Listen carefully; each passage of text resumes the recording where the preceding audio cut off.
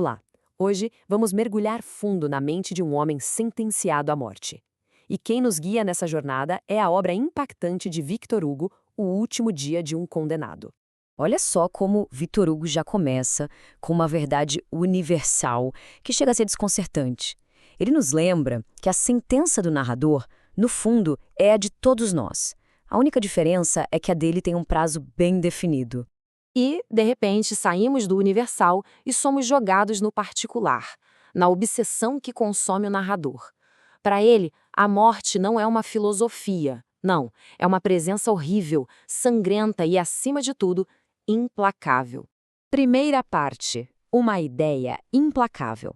Vamos entender como a sentença de morte constrói uma prisão na mente muito antes da execução do corpo. O contraste aqui é total. Antes, a mente dele era uma festa eterna, livre para ir onde quisesse. Agora o espírito está preso numa ideia. Da mesma forma que o corpo está preso numa masmorra. É como se a liberdade do espírito tivesse sido executada primeiro. E essa ideia, ela se torna quase física. Ela o assombra quando está acordado, espia o sono conturbado e até nos sonhos ela aparece na forma de uma faca. Não tem para onde fugir, nem mesmo dentro da própria cabeça. Segunda parte, a vida na masmorra. Agora a gente sai da prisão da mente e vai para as paredes de pedra, para ver como o sistema vai despindo uma pessoa de sua identidade passo a passo. A realidade física é simplesmente brutal. 8 pés quadrados, 4 paredes de pedra, um punhado de palha, nenhuma janela. A descrição dá uma sensação de claustrofobia que sufoca, que oprime. E dentro dessas paredes nasce uma nova linguagem. Um exemplo, a gíria da prisão, casar com a viúva, que nada mais é do que ser enforcado. É uma linguagem macabra que mostra como o narrador está totalmente imerso nessa cultura da morte. E então, o narrador presencia uma cena visceral, a ferragem. É uma demonstração pública, brutal, do poder do Estado sobre aqueles homens. É uma crueldade metódica. Primeiro, a visita médica, onde são tratados como gado. Depois, a humilhação de ficarem nus na frente de todos. E, por fim, o som dos martelos, forjando as coleiras de ferro. Um verdadeiro ritual de desumanização. E aqui acontece um momento de arrepiar. Os outros prisioneiros, seus futuros camaradas, o veem na janela e o saúdam. O condenado! O condenado! É uma mistura de zombaria com uma estranha camaradagem.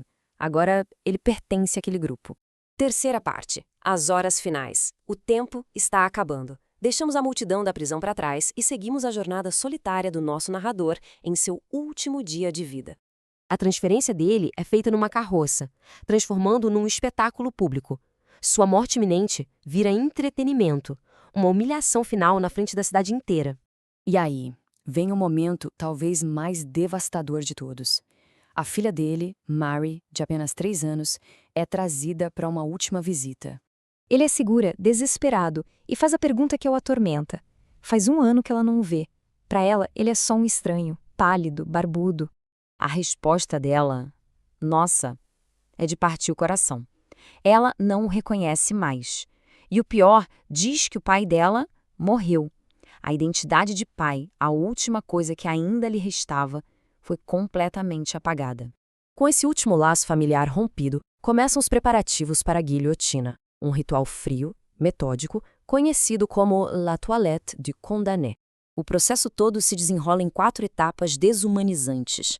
Cada gesto é um lembrete de que ele não é mais uma pessoa, mas um objeto sendo preparado para a destruição. Quarta e última parte, a lição final. Toda essa agonia nos leva ao propósito central do romance, que é um argumento poderoso para aqueles que condenam. A grande questão do livro é esta. O que é a dor breve e física da execução, comparada à longa e torturante agonia moral que vem antes? Onde é que está o verdadeiro castigo? O objetivo, que o próprio Victor Hugo declarou, era apresentar a autópsia intelectual de um condenado.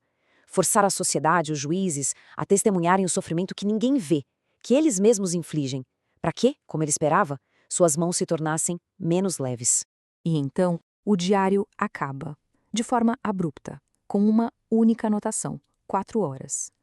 O silêncio que se segue é tão absoluto quanto as palavras ditas antes, espelhando o ato final da execução.